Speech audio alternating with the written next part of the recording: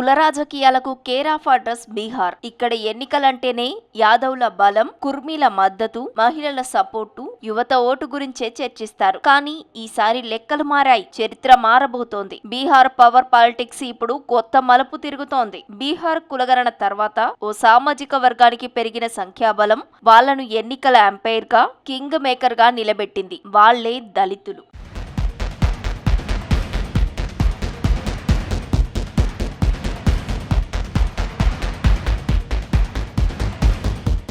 అవును, మీరు నమ్మకపోయినా ఇదే నిజం. బీహార్లోని ప్రతి 5గురు ఓటర్లలో ఒకరు దళిత ఓటరే. 2011లో 16% ఉన్న దళిత ఓటు ఇప్పుడు 20%కి చేరింది. సుమారు 60 లక్షల మంది దళిత ఓటర్లు కేవలం 38 రిజర్వుడ్ సీట్లలోనే కాదు, ఏకంగా 82 అన్ రిజర్వుడ్ స్థానాల్లోనూ అభ్యర్థుల గెలుపోటములను శాసించనున్నారు. ఎన్నికల ఫలితాలను శాసించే ఈ గోల్డెన్ ఓటు ఎవరికి పడుతుందనేదే ఇప్పుడు హాట్ టాపిక్ గా మారింది. బీహార్ బ్యాలెట్ బాక్స్ ను దళితులు ఎలా శాసించబోతున్నారనేదే ఇప్పుడు ఇంట్రెస్టింగ్ టాపిక్. దళిత ఉపకులాలైన రవిదాస్, పాశ్వాన్లు, మూసాహర్ల పోరు ఏ కూటమికి గెలుపుబాట వేయబోతోందో ఈరోజు స్పెషల్ స్టోరీలో తెలుసుకుందాం.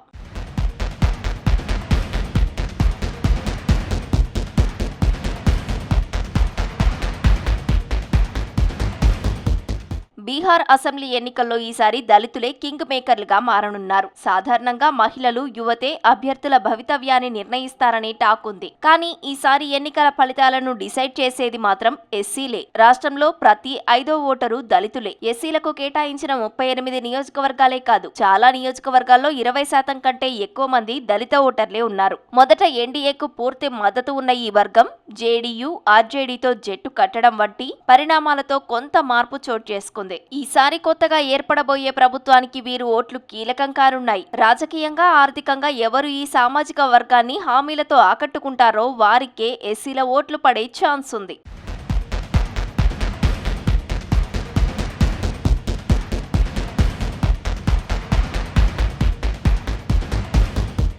2011 జనాభా లెక్కల ప్రకారం బీహార్లో 16% మంది ఎస్సీ ఓటర్లున్నారు. 2023లో నితీష్ ప్రభుత్వం చేపట్టిన కులగణనలో వీరి సంఖ్య 20%కి పెరిగింది. అంటే ప్రస్తుతం సుమారు 60 లక్షల వరకు ఎస్సీ ఓటర్లున్నారు. ఎస్సీలో మెయిన్ గా 3 ఉపకులాలదే ఆధిపత్యం. రవిదాస్, పాశ్వాన్లు ఒక్కొక్కరు 5% ఉంటారు. మూసాహార్లు 3% ఉంటారు. ఈ ముగ్గురు కలిస్తే చాలా నియోజకవర్గాల్లో ఎన్నికల ఫలితాలను శాసించగలరు. కానీ ఒక్కో వర్గం ఒక్కో పార్టీకి అండగా ఉన్నట్లు తెలుస్తోంది.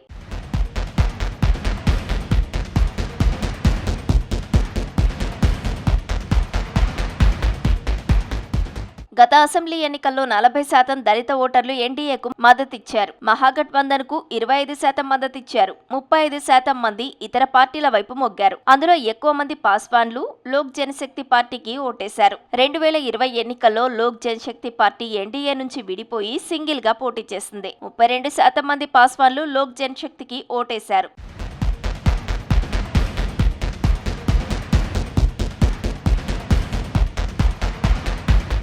అయితే రవిదాస్ వర్గం మాత్రం బహుజన్ సమాజ్ పార్టీ, కాంగ్రెస్ కు అండగా ఉంటూ వచ్చింది. దీనికి అనుగుణంగానే రాజేష్ రామ్ అనే రవిదాస్ వర్గం నేతను కాంగ్రెస్ పార్టీ రాష్ట్ర అధ్యక్షుడిగా నియమించింది. దీంతో పాస్వాన్లు, మూసాహర్లు ఎన్డీఏ వైపు మొగ్గు చూపుతున్నారు. వారిపై చిరాగ్ పాస్వాన్, జీతన్ రామ్ మాంఝీ ప్రభావం అధికంగా ఉన్నట్లు తెలుస్తోంది. కుల సమీకరణాలే కాదు, దళితుల సామాజిక, ఆర్థిక పరిస్థితి కూడా ఈ ఎన్నికల్లో కీలక పాత్ర పోషించనుంది. కులగణన తర్వాత బయటపడిన దళితుల సంఖ్యాబలం ఎంత వాస్తవమో వారి ఆర్థిక దారిద్ర్యం అంతే దారుణంగా ఉంది. ఎస్సీలో 43% మందికి నెలకు 6,000 కంటే తక్కువ ఆదాయం ఉంది. 72% మంది ఆదాయం 10,000 లోపే ఉంది. ఇది బీహార్ రాష్ట్ర సగటు కంటే చాలా తక్కువ. విద్యాపరంగానూ దళితులు బాగా వెనుకబడ్డారు. రాష్ట్ర స్థాయిలో అన్ని వర్గాలకు కలిపి డిగ్రీ చదివిన వారు యావరేజ్ 6.47% ఉంటే దళితుల్లో ఇది కేవలం 3.14% ఉంది. రిజర్వేషన్లున్నా ప్రభుత్వ, ప్రైవేటు రంగాల్లో ఉపాధి ఎస్సీలకు అందని ద్రాక్షలాగే ఉంది. అందుకే రవిదాస్ కాంగ్రెస్ తో కలిసి రిజర్వేషన్లు, ఆత్మగౌరవం కోసం పోరాడుతుంటే ఆకలిని తీర్చే సంక్షేమం, నగదు బదిలీ కావాలని మూసాహర్లు ఆశిస్తున్నట్లు తెలుస్తోంది.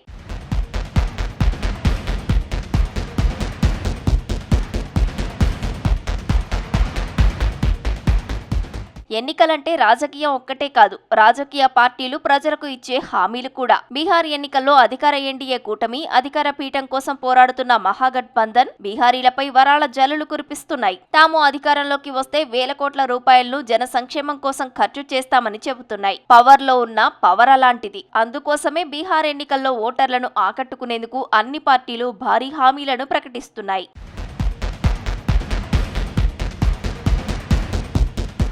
2024 పార్లమెంటు ఎన్నికల్లో ఎస్సీల ఓట్లను తమ వైపు తిప్పుకోవడంలో మహాగఠబంధన్ కొంత సక్సెస్ అయినట్లు తెలుస్తోంది. ఆ ఎన్నికల్లో ఎన్డీఏకు 60%, ప్రతిపక్ష కూటమికి 40% ఓట్లు వచ్చాయి. రిజర్వేషన్లు, కులగణన వంటి అంశాలు ఇందుకు దోహదపడ్డాయి. ఈ సానుకూలతను మరింత పెంచుకునేందుకు మహాగఠబంధన్ ఓటర్ అధికార్ యాత్ర, ఓటర్ల జాబితాలో ఎస్సీల ఓట్లను తొలగిస్తున్నారని ప్రచారం చేసి మరింత ఎస్సీ ఓటర్లను ఆకట్టుకుంది.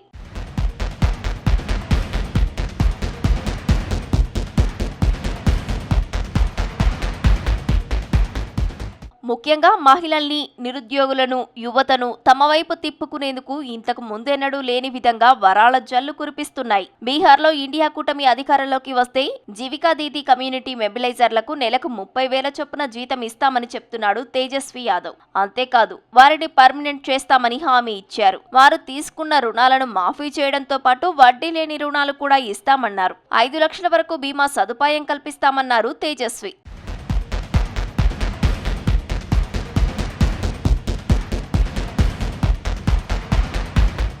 ఇండియా కూటమి ఇచ్చిన అతిపెద్ద హామీల్లో మరొకటి ఉద్యోగాల క్రమబద్ధీకరణ. కాంట్రాక్టు ఉద్యోగులందరినీ పర్మనెంట్ చేస్తామని హామీ ఇచ్చారు. ఇక మహిళా సంక్షేమం, సాధికారత కోసం బేటీ మా అనే కొత్త పథకాలను ప్రారంభిస్తామన్నారు. మా అంటే మకాన్ ఆన్ ఆమ్దాని అంటే ఇల్లు, ఆహారం, ఆదాయం అందిస్తామని చెబుతున్నారు. ఇక స్వయం సహాయక బృందాలు పేదలు తీసుకున్న రుణాలపై 2 ఏళ్ల దాకా వడ్డీ మాఫీ చేయడం, వడ్డీ లేని రుణాలు ఇస్తామని హామీ ఇచ్చారు. ఈబీసీ వర్గాలకు రిజర్వేషన్లను జనాభా నిష్పత్తికి అనుగుణంగా 50% పైగా పెంచుతామన్నారు. ప్రైవేటు విద్యా సంస్థల్లోనూ రిజర్వేషన్లను అమలు చేస్తామని చెబుతోంది ఆర్జేడీ కాంగ్రెస్ కూటమి. ప్రతి కుటుంబానికి ఓ ప్రభుత్వ ఉద్యోగం కల్పిస్తామని కూడా హామీ ఇచ్చారు తేజస్వి యాదవ్.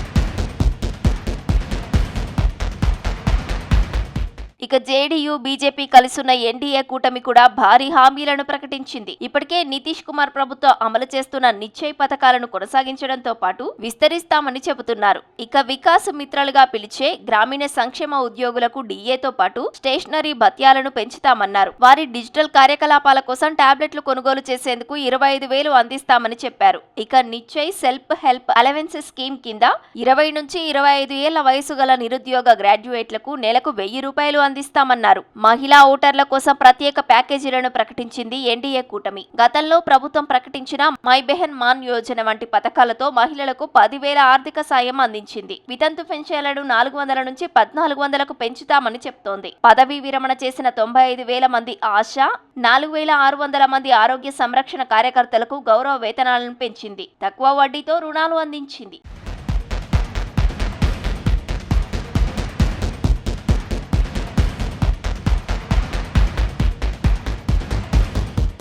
బీహార్ రాజకీయ డ్రామా కేవలం 38 రిజర్వ్డ్ సీట్లలోనే లేదు. అసలు ఆటంతా అన్రిజర్వ్డ్ సీట్లలోనే ఉంది. ఎందుకంటే 82 అన్రిజర్వ్డ్ సీట్లలో దళితులు గంపగుత్తగా ఒక అభ్యర్థికి ఓటు వేస్తే అక్కడ కులాల సమీకరణాలు మారే అవకాశం ఉంది. 27 అన్రిజర్వ్డ్ నియోజకవర్గాల్లో 10% పైగా పాస్వాన్ వర్గానికి చెందిన ఓటర్లున్నారు. 2020లో వీటిలో 14 సీట్లను ఆర్జేడీ కూటమి గెలుచుకుంది. 13 ఎన్డీఏకు దక్కాయి. 29 అన్రిజర్వ్డ్ సీట్లలో రవిదాస్లు 10% కంటే ఎక్కువ ఉంటారు. 2020లో మహాగఠబంధన్ 22 సీట్లను గెలుచుకుంది. ఎన్డీఏ కేవలం 6 సీట్లకే పరిమితమైంది. 82 సీట్లలో 20% కంటే ఎక్కువ ఓటర్లు ఎస్సీ వాళ్లే ఉన్నారు. ఇందులో 2020లో మహాగఠబంధన్ 52 సీట్లను గెలుచుకుంది. ఎన్డీఏ 29 చోట్ల విజయం సాధించింది.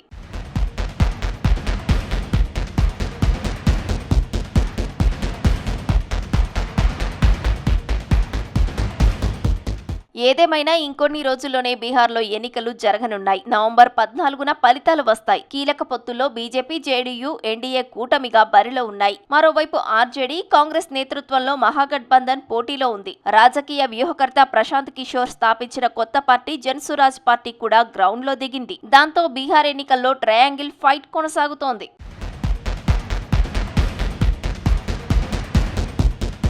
బీహార్లో మొత్తం 243 అసెంబ్లీ సీట్లకు ఎన్నికలు జరుగుతున్నాయి. కాంగ్రెస్ 61 స్థానాల్లో పోటీకి దిగింది. ఆర్జేడీ 143 స్థానాల్లో అభ్యర్థులను బరిలో దింపింది. సిపిఐ 9, సిపిఐ 4 స్థానాల్లో పోటీ పడుతుండగా 8 స్థానాల్లో కూటమి పార్టీలన్నీ అభ్యర్థులను ప్రకటించాయి. దీంతో కూటమి కుదరలేదని బీజేపీ సంబరపడింది. కూటమి విచ్ఛిన్నమైందని, ఇప్పుడే గొడవలు మొదలయ్యాయని ఎద్దేవా చేసింది. కానీ కాంగ్రెస్ అందరికీ షాకిస్తూ సీఎం అభ్యర్థిగా తేజస్వి యాదవ్ పేరు ప్రకటించడంతో బీహార్ రాజకీయం మరింత ఆసక్తిగా మారింది. ఇప్పుడు ఎన్నికలు నితీష్ వర్సెస్ తేజస్విగా మారిపోయాయి. ఈ పోరులో ఎవరు గెలుస్తారో చూడాలి మరి.